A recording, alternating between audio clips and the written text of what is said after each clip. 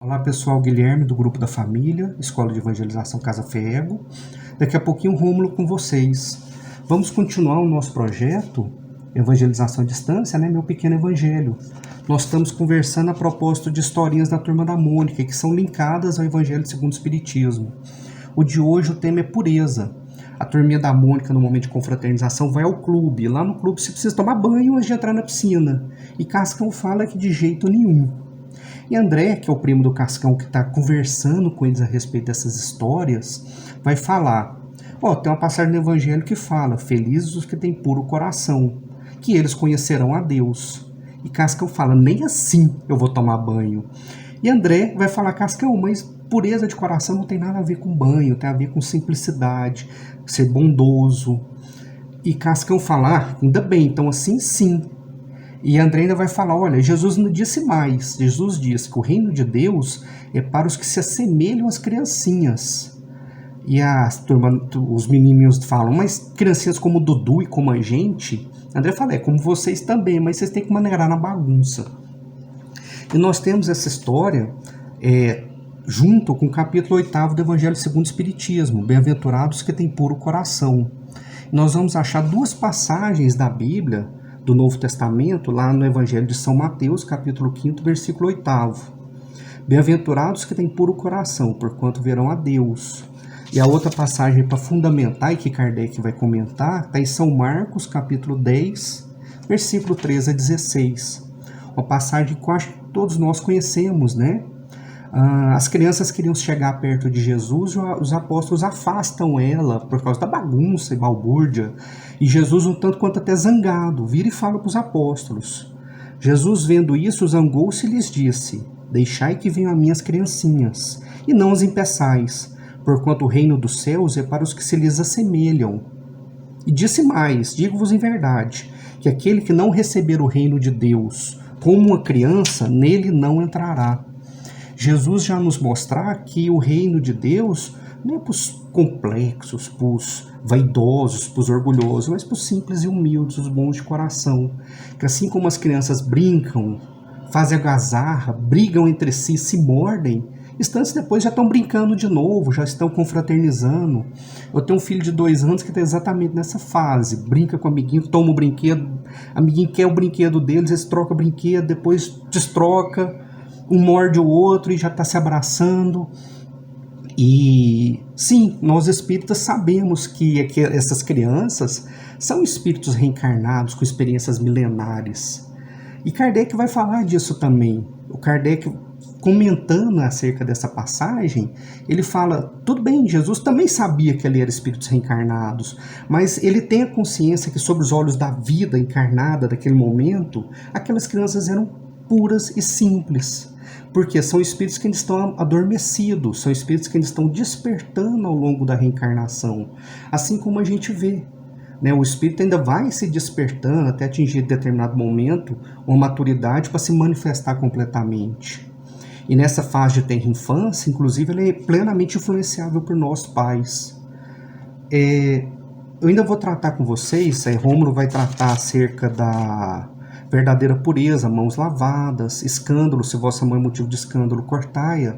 E eu vou tratar com vocês ainda acerca de 2 comunicações que nós temos nessa passagem e uma terceira.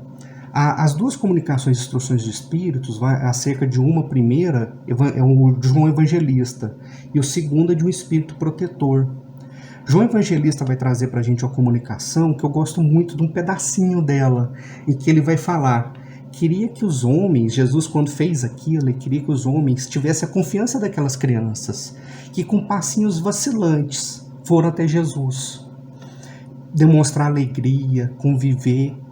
Vejam que a passagem do Evangelho, ela tem um finalzinho que muitas vezes a gente não lê, que mais do que deixar e vir as minhas criancinhas, pois o reino do céu é para os que se assemelham a elas, ainda vai falar, aquele que não receber o reino de Deus como uma criança, nele não entrará. Aquele que não recebeu o reino de Deus, como essas crianças que vêm vacilando, estão picando aqui, mas que vêm chegar até mim com confiança, alegria, algazarra, com espírito de alegria, não vai entrar no reino de Deus. Que todo o contrário àquele que tem o espírito do egoísmo, do orgulho, endurecido, embrutecido, né? O Jesus sempre trabalhando com essas antíteses. A segunda comunicação a propósito vai falar: o chamamento de amor e caridade é colocar o tesouro onde vermes não corroem, onde a ganância, a ferrugem não vão alcançá-los. Que a gente seja e cultive o amor e a caridade. À medida que a gente vai fazendo isso, se desprendendo do egoísmo, do orgulho, da dureza, a gente vai ficando mais leve. Os bens materiais vão deixar de ter tanto significação na nossa vida. Realmente é um exercício de ressignificar os valores nossos. Se os valores nossos são os valores do mundo, são os valores mundanos, de ter o melhor cargo, de ter o maior salário, a maior posição social, a maior casa, ou de ter os maiores valores morais. E não que uma coisa não possa caminhar com a outra, mas que a gente não tem que fazer as escolhas, que a gente sempre tenha por primeiro os valores morais, que sejamos éticos nas nossas relações de serviço, que sejamos éticos nas nossas relações trabalhistas, que sejamos bem com as nossas relações em casa. E a última comunicação que eu gostaria de trazer é uma que fala: bem-aventurados que têm os olhos fechados. E ela é uma comunicação a respeito de um espírito que foi chamado para fazer uma cura. E ele faz um alerta antes, faz na verdade até uma prece, que se manifesta da seguinte forma: bem-aventurados que têm fechado os olhos. Meu Pai, cura-me, mas faze com que minha alma enferma se cure antes que o corpo. Já nos mostrando a precedência das coisas espirituais sobre as coisas materiais, que essa vida é um instante, é um átimo, a passar.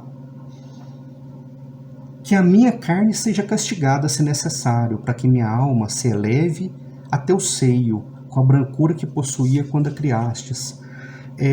Por ocasião do nascimento da minha filha, ela teve uma doença congênita, e essa era uma passagem que eu fazia bastante leitura, para tentar entender o que aconteceu e o que acontecia.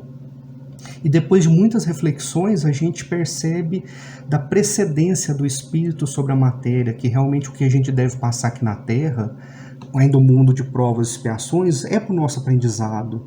É para que a gente aprenda com a dor para não mais causar dor no outro, que a gente aprenda com a dor para valorizar a saúde, e que todo aquele estado de, numa minha experiência particular, minha e da minha esposa, nos tornou melhores pais, pais mais atenciosos, pais, nos cultivou valores maiores de estar em família e de maior atenção para com os nossos filhos do que talvez se ela viesse com a saúde perfeita.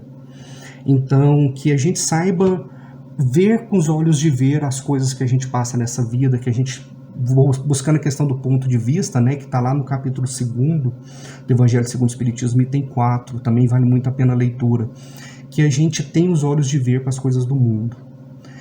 Rômulo está com vocês agora, muito obrigado a todos, boa semana, fiquem com Deus.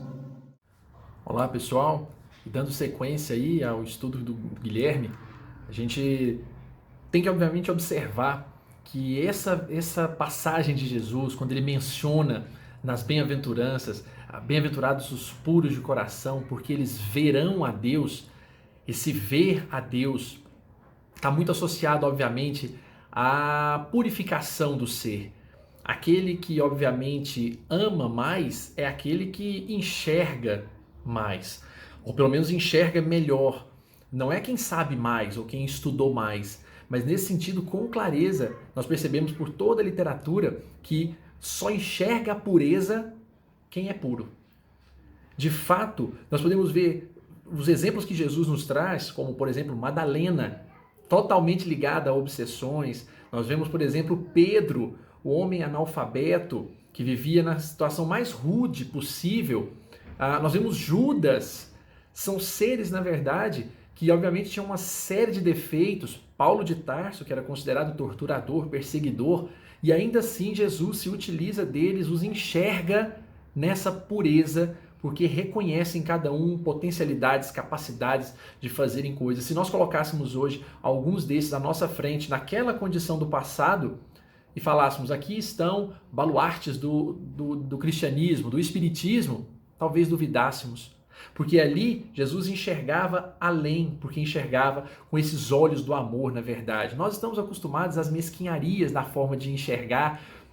Somos capazes de ver uma árvore de Natal toda linda, toda cheia de luzes, de bolas, de enfeites, e sermos capazes de enxergar exatamente aquela única lâmpada que estava apagada. Aquele único defeito da pessoa que, segundo nós entendemos, compromete todo o resto. Então, a pureza não se confunde com ingenuidade. Ela é, na verdade, a pureza de intenção, na melhor maneira de fazer. Porque a pessoa pura está sempre se perguntando: qual o meu propósito? Como que eu posso ser puro naquilo que faço? Como eu posso ser melhor naquilo que exerço, seja fazendo bem a alguém, seja realizando uma atividade profissional, pessoal, de toda a ordem. Essa verdadeira pureza, que é o título do Evangelho, inclusive, Evangelho segundo o Espiritismo, nos mostra com clareza que não se trata aqui de cumprir a lei segundo os escritos. É cumprir a lei que está guardada em nossa consciência. Jesus, para mostrar esse grau de pureza, sempre relacionou isso muito à humildade e à simplicidade, que nós vimos inclusive na semana passada. Não só material, mas a verdadeira e real humildade e simplicidade de coração. Essa perfeita sensação, inclusive foi mencionado, né, que Deus é tão humilde que ele criou a sua lei e ele se sujeita a ela, para que não tenha nenhum tipo de desconformidade com a norma, com a lei criada por Deus, a lei moral criada por Deus.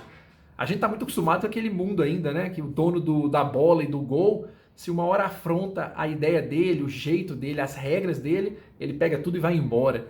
Mas Deus não é assim. Deus nos ensinou que essa pureza, na verdade, ela provém exatamente dessa mudança da forma de sermos. Basta ver Humberto de Campos, no livro Boa Nova, quando narra o capítulo O Sermão da Montanha, ele mostra ali que Levi, Mateus, havia dispensado pessoas deficientes, pessoas pobres demais, mendigos, dizendo que eles não tinham condição de fazer a divulgação do reino de Deus. E Jesus faz o Sermão da Montanha fazendo exatamente o contrário. Bem-aventurados os aflitos, bem-aventurados que sofrem perseguição, bem-aventurados os puros de coração, mostrando que não tem nada a ver com a imagem que se faz. E ele vivia lutando contra isso. Conversou com a samaritana, comia com os publicanos, não afetava, na verdade, regras muito básicas, como, por exemplo, lavar as mãos antes de comer, não por questão de higiene, lavava, mas não atendendo a todos aqueles preceitos para mostrar que mais do que rituais, mais do que exteriorização, é aquilo que nós estamos sentindo ao fazer. Então a pessoa vai lá e faz uma prece, por exemplo, de olho aberto. Não pode fazer prece de olho aberto. Nós não sabemos o sentimento que move a pessoa ao fazer. Francisco de Assis chegava a dizer que, obviamente, todos os nossos atos de amor são orações a Deus. Então, de alguma forma, a pureza está associada a isso. Quando lá no Livro dos Espíritos se questiona se nós vamos compreender Deus um dia, sim, nós vamos. Porque, segundo a bem-aventurança, os puros de coração verão a Deus. Não no sentido visual, mas no sentido de compreender. Não só adivinhá-lo, como diz hoje que nós somos capazes, né? Adivinhá-lo nas questões ali do Livro dos Espíritos, mas nesse sentido de buscar transformarmos-nos ao reconhecermos no outro. Então, o grande recado aqui, especialmente nessa área do ritual, o Cascão chega a fazer um questionamento, né? Eu tenho que lavar a mão para poder ser puro? E o primo André diz que não é esse o objetivo. Para mostrar que não é a ritualística. Ser puro é efetivamente ser bom, sempre humilde e sempre estar a trabalho, a serviço, se não somos capazes de amar, ao menos a serviço daqueles ali. Por isso, cuidados. O mundo de hoje nos convida a falar que nós somos aí, como notoriamente se fala, a média de 5 pessoas.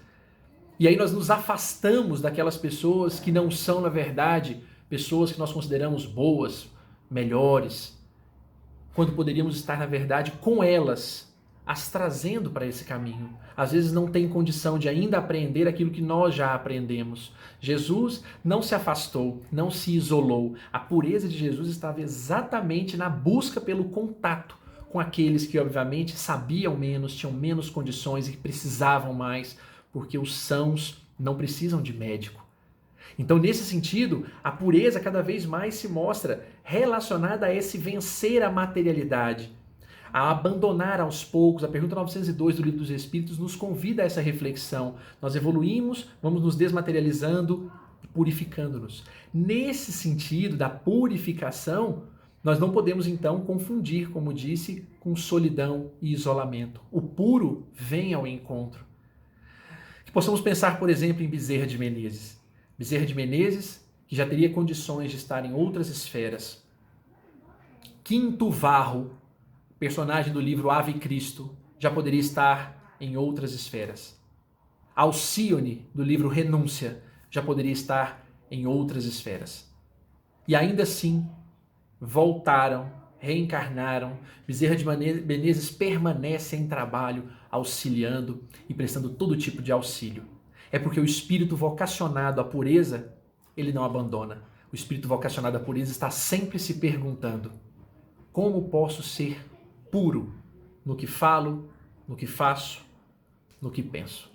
Que nós possamos sempre pensar nesse formato e lembrarmos-nos das palavras de Emmanuel, terno, como sempre é, nos convidando a pensarmos em fazer o bem, nos recordando sempre de que nesse sentido nós estamos tecendo o melhor tecido de nossa alma ao assim buscarmos a pureza na forma de enxergar a vida, na forma de nos enxergar e avaliarmos com muita sabedoria e com muita humildade a situação em que estamos e aonde queremos chegar. Um forte abraço a todos e até semana que vem.